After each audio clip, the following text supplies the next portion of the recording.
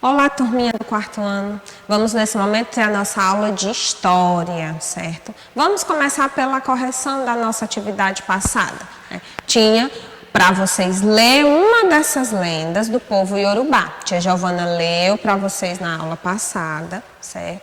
E hoje nós vamos fazer a correção da nossa atividade. Responda as questões a seguir de acordo com a lenda Iorubá. Porque para os Iorubás porque para os Iorubás é importante contar histórias. Por que eles dizem que é importante contar histórias? Porque significa,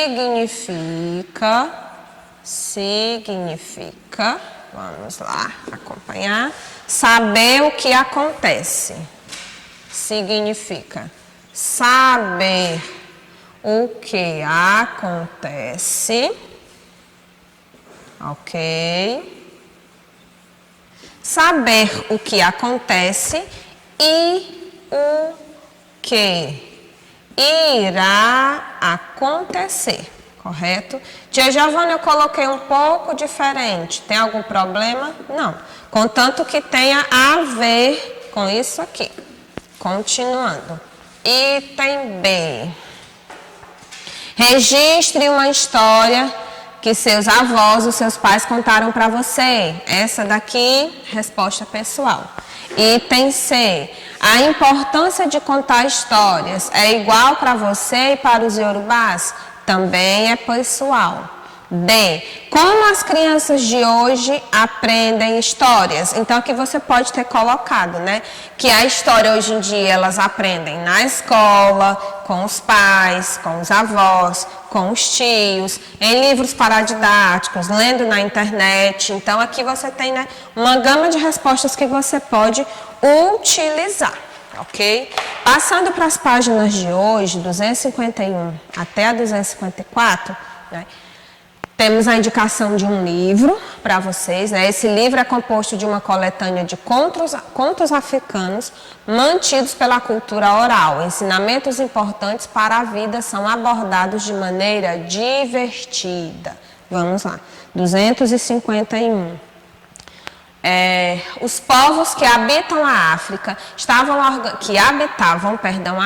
estavam organizados em inúmeros grupos, com características físicas, idiomas e crenças religiosas distintas.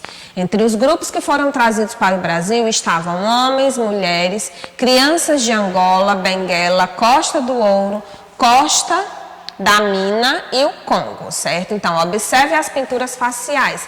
Cada cidade, reino, tinha a sua. Então, isso aí é o que tem no livro de vocês, ok?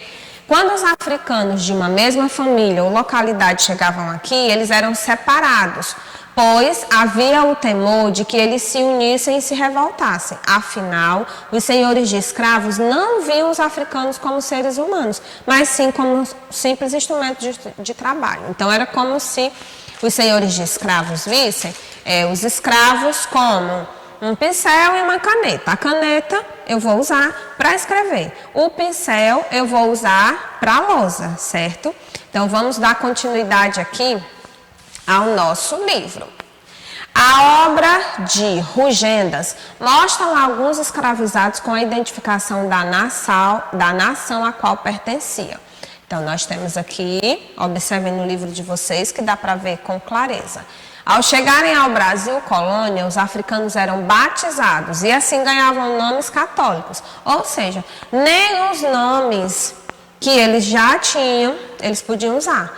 Recebiam nomes como João, José, e no Brasil eles ainda eram identificados pelo lugar de origem: Angola, Cabinda, Costa da Mina ou Moçambique. Depois de comprados em mercados ou em leilões, os escravizados eram destinados ao seu local de trabalho. Então, aqui nesse local de trabalho, vocês já conhecem bem o sistema, né? De maus tratos, de não ter direito, de não ter... Como se fossem realmente nem bichos, como eu sempre digo, porque os animais nós tratamos bem. E eles não, eram apenas meros objetos de trabalho, ok?